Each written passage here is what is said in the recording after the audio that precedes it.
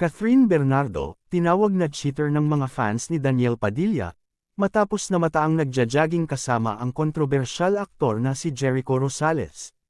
Umani ng pangbabatikos ang aktres na si Catherine Bernardo dahil sa kumalat na larawan ni Jericho Rosales na nagja-jogging sa isang public place.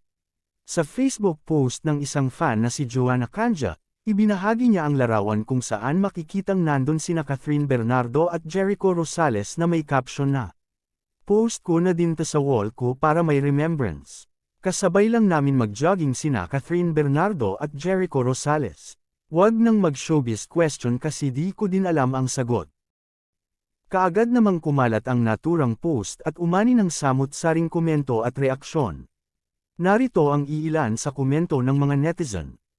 "Pangako sa you remake, love you Kath and Echo. Baka may upcoming movie sila. Naglalabasan na ngayon ang mga matatagal na nag-aabang na makapareha si Kath. Dati kasi gwardyado at mahigpit si Daniel, siya ang nagdedesisyon. Baka may project sila, need muna mind condition ang public. Malamang may nilulutong project yan kaya nagkakasama, ganyan naman mga artista, para maging matunog sila sa mga tao para mapag-usapan." Hindi naman mapigilang mag-comment ang isa sa mga die-hard fan ni Daniel Padilla. Aniya sa kanyang comment, "The fact that Daniel really loved Catherine, he doesn't deserve the hate he's getting from toxic fans of Catherine. DJ deserves better, we need justice for Daniel." Lumabas na ang totoong attitude ng sinasamba nila. Hinusgahan at tinawag nilang cheater si Catherine Bernardo, at agad itong nilink sa kontrobersyal aktor na si Jericho Rosales.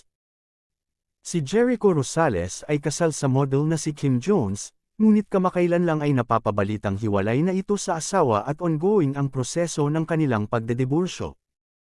Hindi napigilang husgahan ng mga die-hard fans ni Daniel Padilla ang pagsasama ni Kath at Jericho dahil bihira di umano na magsama silang dalawa at nagkataon lang ba daw na ngayon sila lumantad na pareho na sila ngayong single at hindi na committed sa kani-kanilang partner. Agad namang dumipensa ang iilan sa mga fans ni Catherine at ipinakita ang video na hindi lang pala sina Catherine Bernardo at Jericho Rosales ang magkasamang nag-jogging, nandun din pala ang dating kaibigan ni Catherine na si John Manalo. Aniya sa kanyang comment, "Tatlo sila nag-jogging, mga marites na haters ni Kath. Wag niyo naman gawa ng issue, tsaka single si Kath." Sina John Manalo at Catherine Bernardo ay bumida sa pambatang palabas noon na Goan Bulilit. At doon unang nabuo ang kanilang pagkakaibigan at hanggang ngayon nga ay nananatili pa rin ang kanilang closeness at sa ngayon nga, ay nabibigyan na ni Catherine ng oras ang iilan sa kanyang mga lalaking kaibigan, simula nung wala na si Daniel Padilla sa kanyang buhay.